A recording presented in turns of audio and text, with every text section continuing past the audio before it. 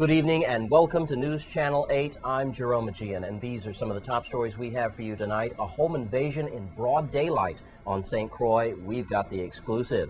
Metal thieves leave our children in the dark. Your Caribbean report and a lot more up next on News Channel 8.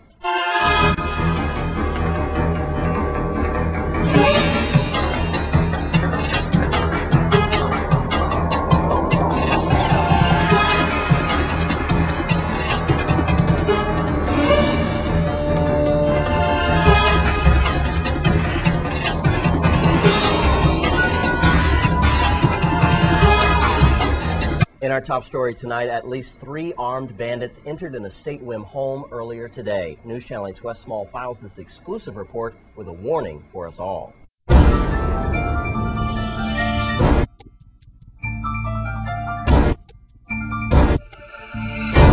Thank you very much, Jerome. It's 10:30, just after 10:30, and here is what's going on. It was just a little while ago. 4 armed masked men came in and literally terrorized the family here in Campo Rico. Folks, we know who the victims are, and we cannot divulge it right now, but we could tell you this. It is a prominent family that deals with the media. I could tell you that. We'll probably find out later. But what we know, 4 armed men went in there, and they ransacked the place. They took a lot out. Right now, you just saw the footage just minutes away that the family are now on their way to be interviewed by forensics. But this is what I could tell you. Yes, it's quiet in the Virgin Islands, but right in the middle of the day, 4 masked armed men could come into your home and literally terrorize you, keep you at bay, and do God only knows what. This is why it's imperative that we deal with the investigators, Crime Stoppers, detectives, and the VIPD. Well, as you notice here, we're right off the road by Melvin Evans Highway, broad daylight. No, this is not a busy place by any means, but we know this area very well, don't we? Folks, it's pretty simple. Please lock your doors, double lock them, even when you're home in the middle of the day.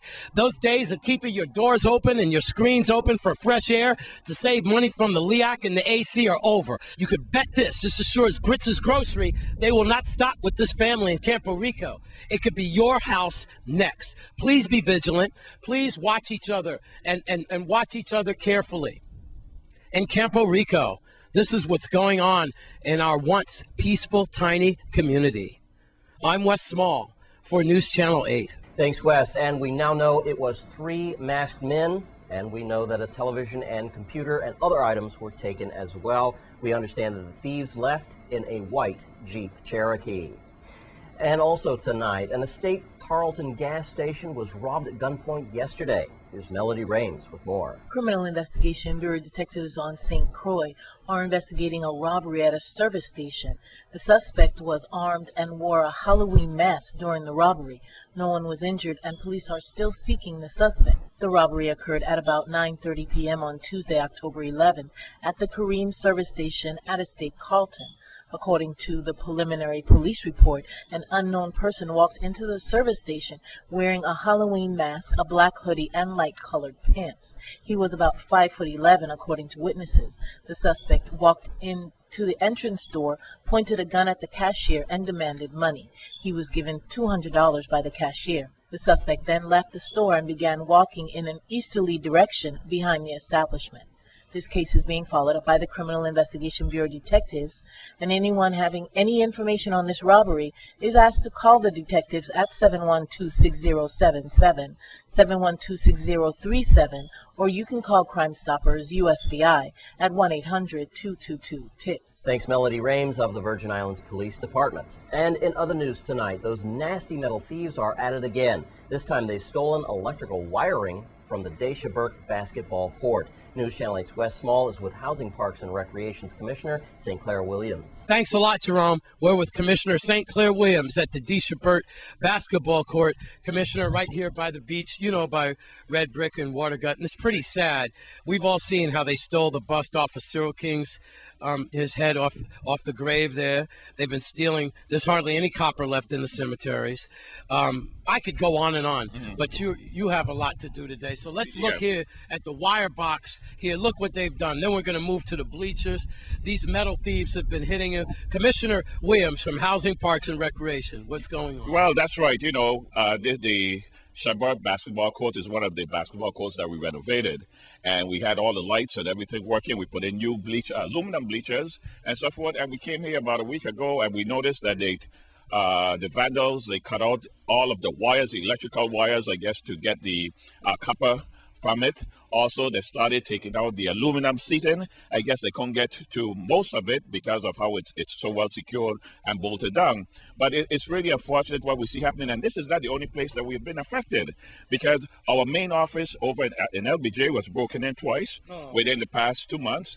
Also over at the DC Canigata Multipurpose Center, they tried to steal the air conditioner units that we have on the outside and so forth. So this is a problem that we're experiencing. Particularly here at the Ravli Shabbat basketball court, you could see as you look around that we are the ones who have been working to maintain this area. We're working on the park, basically, as you see at the waterfront here, that we have created basically a park with picnic tables and everything of that sort. And there are quite a number of things that we want to really do to enhance this area. So when you see this type of situation here happening, you know, it really disheartens you. This is a black on black problem. We are stealing and vandalizing from one another. And then we're even robbing our dead. You don't have a heart? I ask how you sleep at night. Again, the bleachers stolen so our families can't watch us play ball. They would take the fiberglass, but you can't melt down fiberglass. But look here. You would actually jeopardize these children, because it's going to get dark soon in a few weeks. 4:30 and 5 o'clock, it gets dark. And now we can't even put on the lights. And how do you justify that? Well, the feds, they'll give them more money. No, they won't. Now, maybe St. Clair won't replace it. Why are you doing this to ourselves? I'm sorry. I just had to say that, Commissioner. If there's anything that I could put out. Crime Stoppers, 1-800-222-TIPS, 1-800-222-8477. Call 911. I'm sorry. I don't mean to shame or embarrass anyone, but it is what it is. We are stealing and depriving each other. Commissioner, I'm so sorry, because I know your men and women in Housing, Parks, and Recreation, I know they work hard to clean. Look at this place. It's immaculate. There's not a gun wrapper on the court. Look at that. So obviously we are taking care of this area. We definitely do, you know. And the thing of it is that, you know, we really don't have the funding in place to really address these type of situations that's occurring. You see, with the budget, exactly. The governor and the senators are fighting for the budget. So now what's going to happen when the lights? So in other words, you tell me the lights can't come on tonight? It can't come on at all. You know, the wires are totally out. Totally out. So who is doing this? That's what we would really like to know. Okay. All right, please. Today is Crime Stoppers, 1-800-222-TIPS, and let's get this taken care of. Commissioner St. Clair Williams, he's late for an appointment. He just slated us in. Please stop this from happening. We're robbing ourselves of recreation. Ekdisha Bird, I'm Wes Small for News Channel 8. Thanks, Wes, and thanks to Parks and Recreation's Commissioner St. Clair Williams. And thanks to the Virgin Islands Police Department, there'll be a major campaign to educate young students about the dangers of guns. News Channel 8's Wes Small files this report. Thanks a lot, Jerome. Right now, Melody Rames is going to talk about October 19th in our schools as students take a pledge to promote nonviolence. At this time, I want to announce a new program that the VIPD is embarking on in regards to guns and gun violence. And at this time, I'd like to invite the administration of all the junior high and high schools to participate in a national program where students pledge to stay away from gun violence. And the National Day of Caring and Pledge Day is nationwide on October 19th.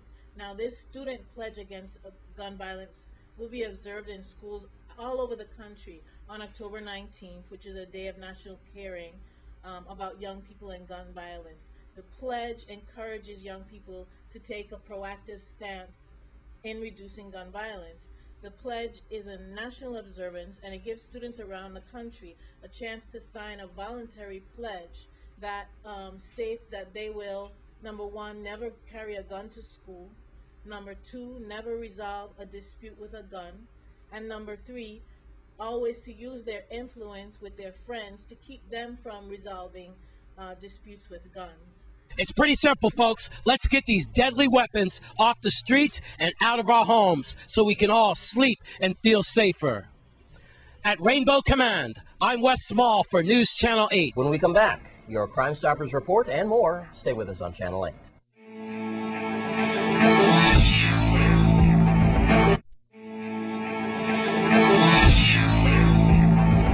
And let's take a look at your Caribbean report for tonight.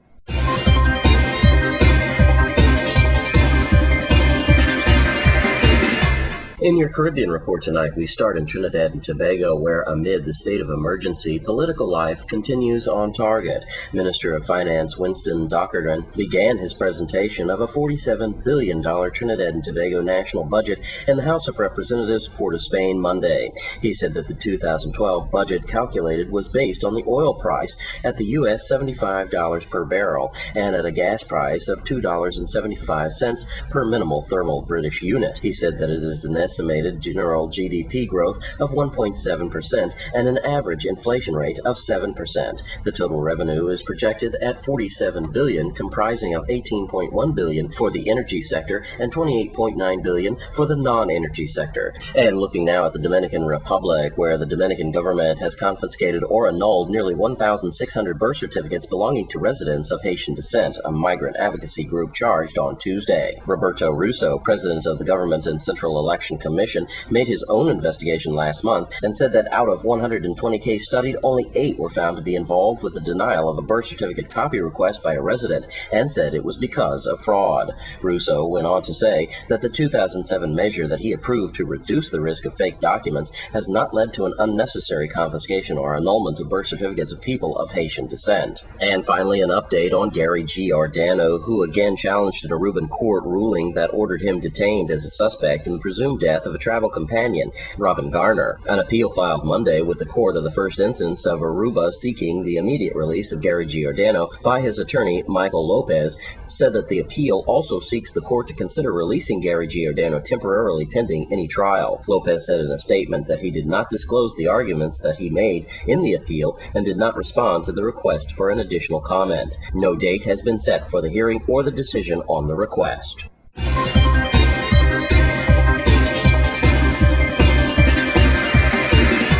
And that's your Caribbean report for tonight. And it's Wednesday, time to check in with Miss Judy Fricks. She's got your Crime Stoppers report for the week. This is Judy Fricks with your weekly Crime Stoppers report. Crime Stoppers is asking for your help to solve the following crimes. If you know something, say something, as law enforcement cannot control crime without your help. Even the smallest bit of information may be just what law enforcement needs to solve these cases. On St. Croix, on April 9th, the family of Musa Raji Sharmu reported him missing. He was last seen by them on April 6th. Now, Musa, as he's known, is 5'11". He is of Middle Eastern descent. He's tall, has short black hair, a beard, and hazel eyes. He was last seen around Consumers gas station. If you have any information about this crime, call Crime Stoppers so law enforcement can help bring closure to the family and friends of Musa. And on St. John, on October 6th, sometime between 8:30 a.m. and 11:30 a.m., a burglar entered the residence at 2U Estate Bellevue. Now, they climbed up onto the back porch and they entered through the porch door. Once they got inside, they broke into a locked bedroom and they stole several items. They stole jewelry, including a gold Gucci bracelet, a gold square-shaped ring with a diamond on top, a gold Omega chain and pendant, and a white G-Shock watch. And on St. Thomas, on January 5th, at about 1:30 a.m., Shakir Richardson was killed in the area of Joseph Gomez Elementary School. Tell us what you know about this crime so that law enforcement can help bring closure to Mr. Richardson's family and friends. You can submit information on these or any other crimes by calling 1-800-222-TIPS or by logging onto our website that you see there on your screen, www.crimestoppersusvi.org. If your information leads to an arrest or the recovery of stolen property, illegal drugs, or weapons, you will receive a cash reward of up to $2,500. Remember, the minimum cash reward for the arrest of a burglary suspect is $714 plus 10% of the value of any property recovered. This has been your weekly Crime Stoppers report. Thanks, Judy. And financial expert advice coming up next. Stay with us on Channel 8.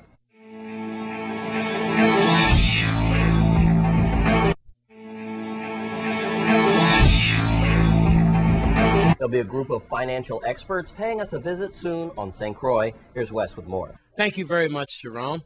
This guest that I have with us tonight is no stranger, Alexis George, always looking out for the youth, that's for certain. I use this term so loosely, community activist, but you know, you're always looking out for the community, whether or not it's the law enforcement that, you know, stay sober and, right. and everything. And now you're talking about financial investors coming from the BVI. And again, the theme that's going to be on the 21st at Queen's Quarters at the Renaissance, the theme is? Pathways to Wealth Creation. Pathways to Wealth Creation, taking it to another level. And I'm going to get right to it. What we have is people of our color coming from the BVIs and Tortola area and so forth, and they are going to spread the information of wealth, so to speak. And Alex, please tell us more about that. 21st again at Queen's Quarters. Well, in actuality, what this is really about, it's really about getting people to come to an understanding that there is hope despite the economic tragedy that we're facing. That if you take a deeper look, that there's tons of opportunities. The problem is, how do we come together to make it happen? And what these guys are coming to talk about is how a group of people came together with a common goal, right? And that goal was to really ensure that BVI lenders had a stake in the economic development of the country. And we know right here in the Virgin Islands, in particular here on St. Croix, we have no say in the economic direction of this island, and we need to be able to put ourselves in a position where we find ourselves at that table to ensure that we get our piece of the economic pie, and that outsiders are not just coming in and taking advantage of what we have here and not allowing that wealth to trickle down and pass along to the people here. So what we're trying to do is empower people with information about how they can come together to do exactly the same thing that multi-million-dollar corporations have been doing for tons and tons of years. And it is really about partnership, collaboration, joint venturing, mergers. This is how they do it, you know. So this is the information that we're bringing forward. You know, it's amazing, Alex, as you say that. I look at that. We have paid so much into this LEAC that if we all pooled our money together, we could buy our own power company. Do you know that? Well, I really feel, right, that when it comes to this situation with the LEAC, man, I think what the people are actually paying for is the fact that we voted against the sale to Southern Electric some years ago. And if people really recognize the timeline in terms of when the LEAC came about, you could see that we are being penalized for us standing up. And in fact, I really feel that if people come together, that may be an option. Let's see how we can get a piece of a WAP and change some situations there. All right. Once again, it's the 21st at the Renaissance Restaurant at Queen's Quarters. And these gentlemen from the BVI will explain about the power of wealth and the economy. Alexis George, thank you very much for being a watchdog out there for our community. It's the 21st at Queen's Quarters, Renaissance Restaurant. And if you haven't been to Renaissance, wow, ooh la la, check that out. Big up Renaissance for real, man. They did a great job with that place. Yeah. And so please get that. It's a great atmosphere, and you will be, once again, in tune to the power of wealth. With Alexis George, I'm Wes Small for News Channel 8.